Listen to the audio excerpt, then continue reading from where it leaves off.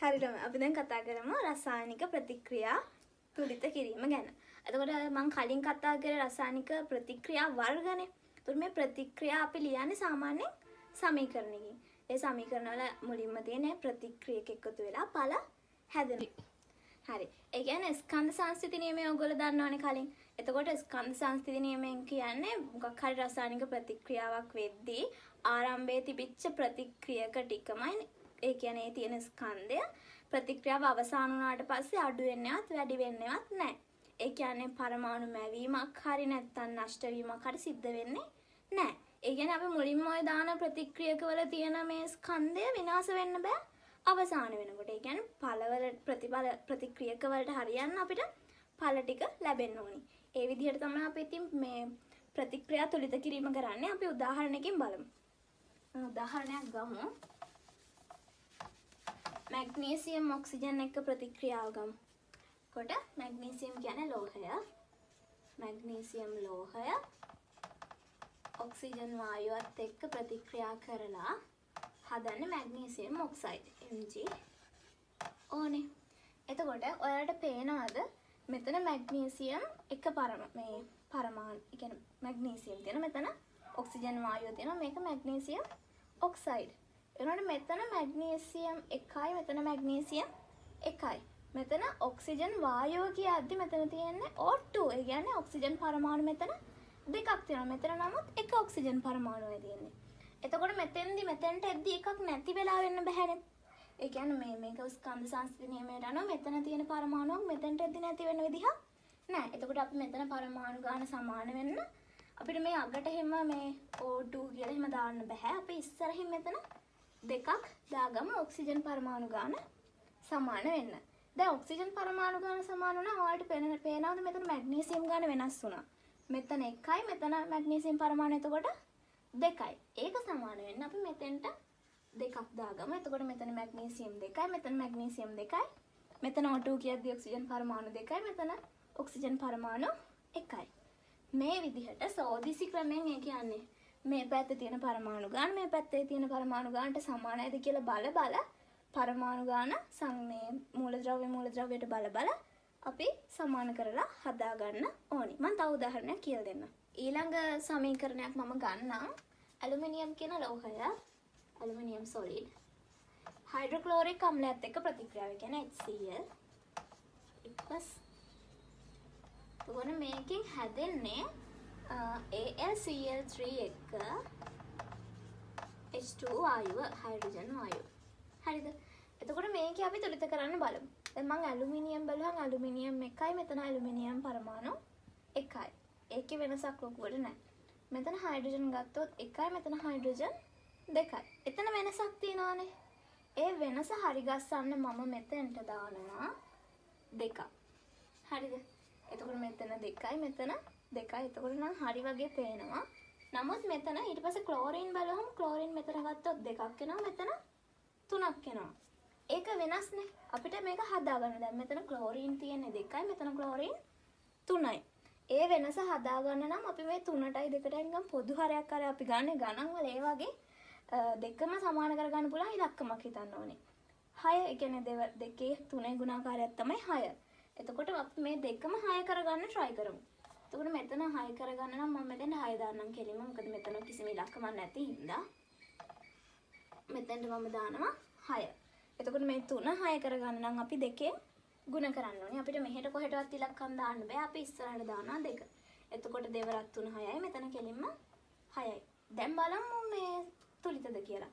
Aluminium 1යි මෙතන aluminium 2යි.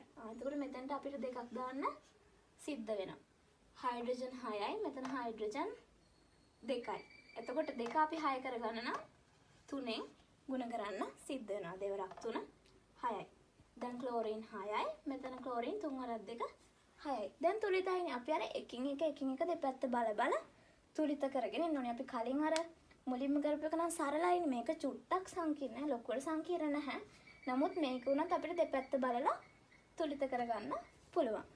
මම මේ විදිහට ඔයාලට දෙන්නම් ප්‍රතික්‍රියා ටිකක් තනියෙන් තුලිත කරන්න. හැල්ලම ඔයාලට මේ රසායනික සමීකරණ ටිකක් දීලා තියෙනවා 5ක්. ඒ ටික තුලිත කරන්න පුළුවන්ද කියලා උත්සාහයක් ගන්න.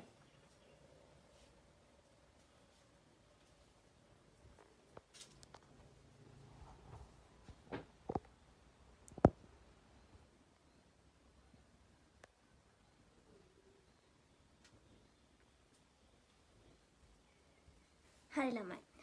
ඔයාලට තව වෙලාව ඕන නම් වීඩියෝ එක පෝස් කරලා එහෙම මේ ටික උත්සාහ කරලා ඊට පස්සේ සාකච්ඡාව බලමු. හරි. මම පළවෙනියටම දීලා තියෙනවා සෝඩියම් ලෝහයත් එක්ක ඔක්සිජන් ප්‍රතික්‍රියා කරලා සෝඩියම් ඔක්සයිඩ් හදනවා කියලා. හරිද? එතකොට මේක අපි තුලිත කරන්න ඕනේ. දැන් බලමු සෝඩියම්. සෝඩියම් මෙතන එක පරමාණු. මෙතන පරමාණු දෙකයි. ඒ හින්දා අපි මෙතෙන්ට දෙකේ ඉලක්කමක් දාගමු. දැන් මෙතන සෝඩියම් දෙකයි, මෙතන සෝඩියම් දෙකයි. මෙතන ඔක්සිජන් දෙකක් තියෙනවා. නමුත් මෙතන තියෙන ඔක්සිජන් එකයි. එතකොට දෙකක් කරන්න ඕනේ හින්දා මම මෙතෙන්ට දෙකක් දාගන්නවා. ඒ වුණාට ඔයාලට පේනවද මෙතන එතකොට දෙවරක් දෙක හතරයි සෝඩියම් හතරයි. මෙතන සෝඩියම් දෙකයි මෙතන අන්බැලන්ස්. ඒ කියන්නේ බැලන්ස් නැහැ. හරිද? එතකොට ආයෙ බැලන්ස් කරන්න ඕනේ හින්දා මෙතන හතරක් තියෙනවානේ. සෝඩියම් මම මෙතෙන්ට හතර ඉලක්කමක් දාගන්නවා. හතරයි සෝඩියම් O2 NaO දෙකක් තියෙනවා. මේ විදිහට තමයි සමීකරණය එන්න ඕනේ. හරි. අපි බලමු ඊළඟ එක. දැන් මෙතන H2 දෙකයි. මෙතනත් H2 දෙකයි. ඒක හරි. මෙතන ඔක්සිජන් දෙකයි. මෙතන ඔක්සිජන් එකයි. තුලිත කරගන්න ඕන හින්දා මෙතන දෙකයි මෙතන එක හින්දා මේක දෙකක් කරගන්න ඉස්සරහින් දෙකේ ඉලක්කම දානවා. එතකොට ඔක්සිජන් ගන්න හරිය O2 ඔක්සිජන් දෙකයි. මෙතන H2 ගන්න බැලන්ස් නැහැනේ. මෙතන මේ හයිඩ්‍රජන් තියෙනවා හතරක්. මෙතන හයිඩ්‍රජන් දෙකයි. අපි මේ දෙක හතරක් කරගන්න ඕන හින්දා මෙතනින් දාගමු දෙකක්. දෙවරක් දෙක හතරයි හයිඩ්‍රජන් හතරයි. මෙතන දෙවරක් දෙක හතරයි හයිඩ්‍රජන් හතරයි. මෙතන ඔක්සිජන් දෙකයි. මෙතන ඔක්සිජන් දෙකයි. මේ සමීකරණය එන්න ඕනේ මේ විදිහට. හරිද ඒ දෙකම? හරි. මේ උදාහරණේ Fe2O3 කාබන් මොනොක්සයිඩ් එක එකතු වෙලා මේ අයන් සහ CO2 වායුව හදලා තියෙනවා. දැන් මේක තුලිත කරන්න ගත්තාම මෙතන මේ Fe දෙකයි. මෙතන Fe එකයි. එතකොට මේක තුලිත කරන්න මම මෙතෙන්ට දෙකක් දාගන්නවා. හරිනේ. ඊට පස්සේ ඔක්සිජන් වලට යනවා. මෙතන ඔක්සිජන් 3යි මෙතන 1යි මෙතන 2යි. එකිනෙකට වෙනස්නේ. මෙතන 3යි මෙතන 1යි මෙතන 2යි. එතකොට 3යි 1යි 2යි. ඕකේ නිකන් කුඩා පොදු ගුණාකාරය වගේ ගත්තාම අපිට මුලින්ම අහුවෙන ගුණාකාරය තමයි 6. නේ? එතකොට අපි බලමු දැන් මෙතන මේ තනිය ඔක්සිජන් තියෙන තැන ඒක 6ක් කරගන්න බලමු. එතකොට මෙතන ඔක්සිජන් 2යි මෙතෙන්ට අපි දාගන්නවා 3. 3 වරක් 2 6යි. දැන් මෙතනත් අපි 6ක් කරගන්න ඕනේ. මෙතන ඔක්සිජන් 3ක් තියෙනවා. මෙතෙන්ට අපි 3ක් දාගත්තොත් මෙතනත් ඔක්සිජන් 3යි. එතකොට 3යි 3යි 6යි. ඒ කියන්නේ වම් පැත්ත සහ ප්‍රතික්‍රියාවේ දකුණු පැත්ත සමාන කරගන්නයි අපි හැම වෙලාවෙම උත්සාහ කරන්නේ. දැන් මෙතනත් ඔක්සිජන් 3යි. එතකොට මෙතන ඔක්සිජන් 3යි දෙකම 6යි. මෙතන දෙවරක් 3 6යි. එතකොට කාබන් නිකම්ම තුලිත වෙලා මෙතන කාබන් 3යි. මෙතන කාබන් 3යි. ඔයාලට මේ වගේ ටිකක් සංකීර්ණ ප්‍රතික්‍රියාවක් තුලිත කරගන්න අමාරු වෙනවා. ඒ කියන්නේ ගොඩාක් කියන්නේ බහුතරයක් අපේ අච්චු පොතේ තියෙන අමාරු ප්‍රතික්‍රියා ටිකක් අපේ තියෙනවානේ. ඒ ටික ඔයාලා පාඩම් කරගෙන යන තරමට හොඳයි තුලිත කරලා එතෙන්දි තුලිත කරලා ගන්නවට වඩා ටිකක් සංකීර්ණ ප්‍රතික්‍රියා අච්චු පොතේ තියෙන ඒවා පාඩම් කරගෙන එක්සෑම් එකට යනකොට යන්න. අපි බලමු ඉතුරු ඒවා. දැන් මේක බලුවහම මෙතන K1යි K1යි ඒක හරි. ඒක ප්‍රශ්නයක් නැහැනේ. මෙතන Cl එකයි මෙතන Cl එකයි ඒක ප්‍රශ්නකුත් නෑ. මෙතන ඔක්සිජන් 3යි මෙතන ඔක්සිජන් 2යි. 3යි 2යි කුඩා පොදු ගුණාකාරය ගත්තහම කීයද? 6. 6 කරගන්න නම් මේ 3 ගන්න ඕනේ 2කින්. ඔක්සිජන් ගන්න ඕනේ දෙවරක් 3. එතකොට 3 වරක් 2 6යි. 3 වරක් 2 6යි. ඔක්සිජන් තුලිතයි.